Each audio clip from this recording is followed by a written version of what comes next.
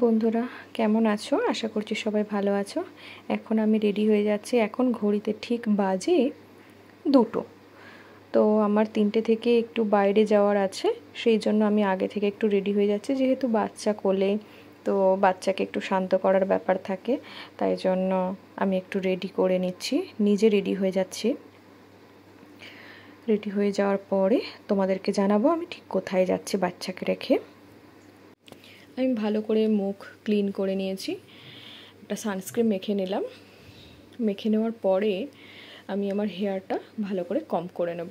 তো আমার হেয়ারটা না ভীষণ ড্রাই হয়ে গেছে এখন, আর ভীষণভাবে হেয়ার ফল হচ্ছে। আমার বেবি হয়েছে 3 মাস। তোমরা যদি কেউ জানো অবশ্যই আমাকে কমেন্টে জানিও এখন হেয়ার ফল এত বেশি হচ্ছে কেন। কিন্তু প্রেগনেন্সি টাইমেও হচ্ছিল না, বা বেবি হওয়ার পরেও কোনো রকমভাবে হেয়ার ফল হয়নি। এখন বর্তমানে এই 3 মাস পরে ভীষণভাবে হেয়ার ফল হচ্ছে। তো রীতিমতো আমি ভয়ে আছি এত হেয়ার ফল কেন হচ্ছে। তোমরা অবশ্যই জানিও এর কারণ কি হতে পারে। তো আমি রেডি হয়ে গেলাম। এখন আমার বেবি আমার মায়ের কাছে রয়েছে। আমার মা আমার বেবিকে ভীষণ কেয়ার করে। তো আমার বেবি খুব একটা যে কান্নাকাটি করে তা নয়, শুধুমাত্র খাওয়ার সময় একটু ওর খিদে পেলে একটু কান্নাকাটি করে, না হলে কিন্তু ওর মধ্যে কোনো কান্নাকাটি নেই। তো গল্প করতে করতে আমি রেডি হয়ে এসেছি প্রায়। আমার বেবি যেহেতু কোনো কান্নাকাটি নেই, তাই আমাদের মতো মায়েদের জন্য বাইরে কাজ করা একটু সুবিধা হয়ে থাকে। বাচ্চা রেখে কাজে যাওয়া সেটা ভীষণ কষ্টকর একটা জায়গা। হ্যাঁ, আমি খুব একটা বেরোই না, কিন্তু খুব কাজ পড়লে তবেই আমি বেরিয়ে যাই। আমি যেহেতু একটা টিউশন সেন্টারে আমি পড়াই, সেহেতু আমাকে বেরোতে হয়।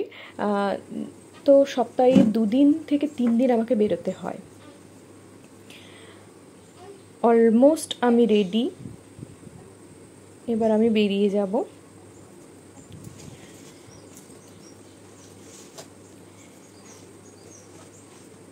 চলো।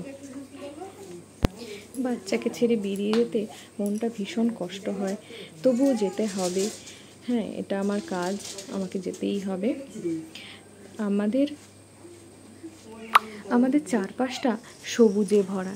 দেখো, তোমরা নিশ্চয়ই দেখতে পাচ্ছ চারিদিকে সবুজ আর সবুজ। হ্যাঁ, সবুজের পাশ দিয়ে আমরা হেঁটে যাচ্ছি দেখো। তো যারা শহরে বাস করে তারা শুধু ইট কাঠের পাথরের দেওয়াল ছাড়া আর কী দেখে আমি জানি না। আমার গ্রাম আমার প্রাণ, চারিদিকে সবুজ আর সবুজ দেখো তোমরা। তো আমাদের একটা নার্সারি রয়েছে, চারা গাছ যেখানে বিক্রি হয়। তোমাদেরকে অবশ্যই জানাবো পরে যে আমাদের নার্সারিটা কীরকম ঠিক। হ্যাঁ, আমি ছবি অবশ্যই দেখাবো। গল্প করতে করতে আমি পড়িয়ে বাড়ি চলে আসছি। এটা আমাদের বাড়ির রাস্তা। ওই বাড়িটা দেখতে পাচ্ছ, ওটা আমাদের বাড়ি।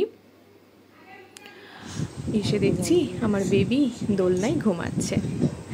তো আমি আর থাকতে পারলাম না, হাত পা ধুয়ে ক্লিন হয়ে ভালো করে স্যানিটাইজ করে ওকে নিয়ে একটু খাইয়ে দিয়ে ওর সাথে একটু গল্প করতে বসলাম।